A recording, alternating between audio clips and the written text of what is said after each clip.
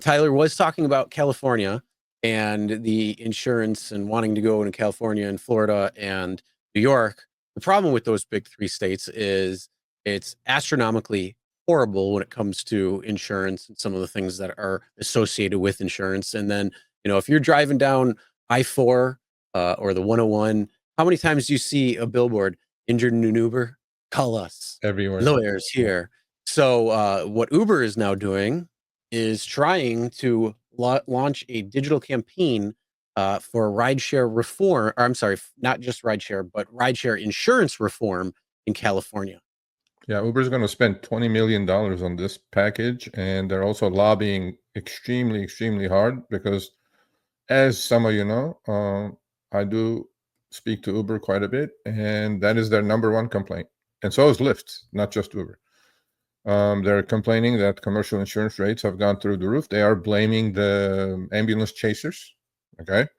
And Chris is correct. Every time I drive, every other billboard is Uber and Lyft accident, call us. I'm like, yeah, well, and there's a lot of fraud going on. So in the system as well. So the way it works, in fact, a driver reached out to me not too long ago, and he said, I think I was defrauded. So he had 3 people in the car, right?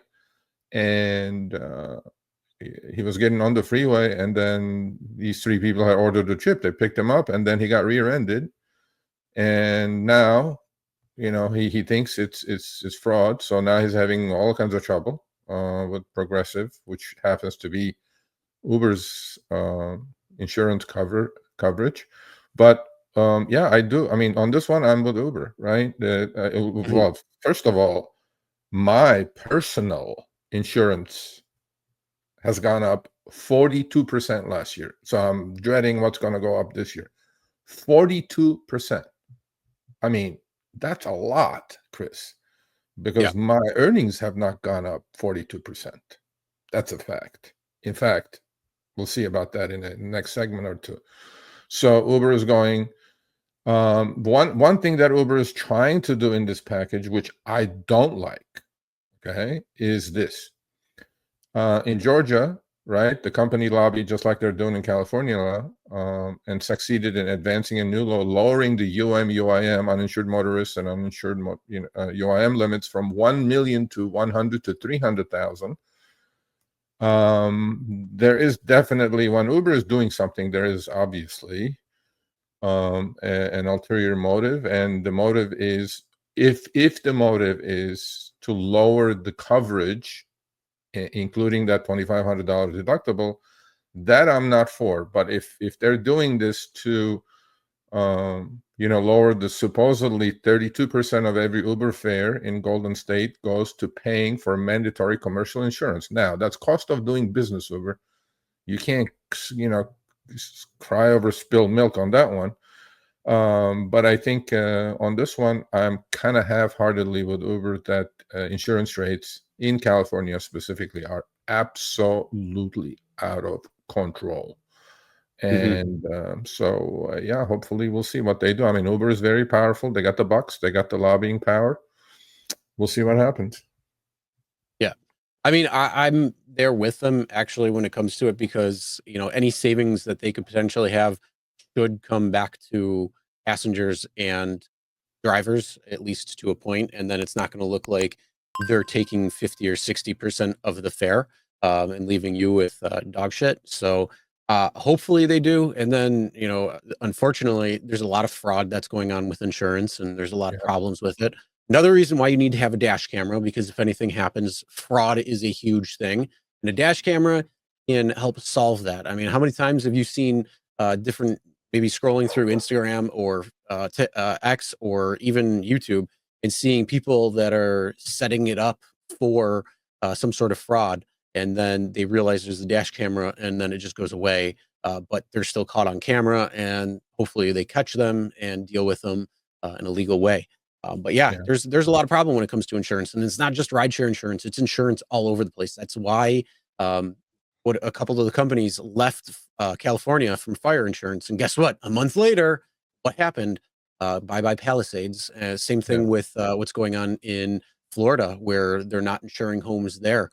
because Yeah. of a lot of issues and hurricanes and things like that. So, yeah, it's a real problem all over the place. And just put it in perspective, and I'm not saying this for the insurance companies, but a lot of it is to do with fraud, lawsuits, litigious matters, which are causing a majority of these issues.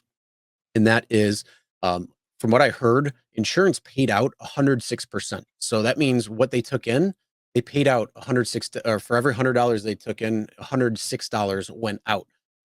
For I don't know if it was, I think it was 2 years ago, so 23. I'm not sure. I can't remember that specifically, but it's right there. So a lot of it has to do with lawsuits. A lot of it has to do with fraud. A lot of it has to do with all this crap. So that's where I think a lot of reforms need to happen, and hopefully it can get it a little bit more in case, or in line with the case.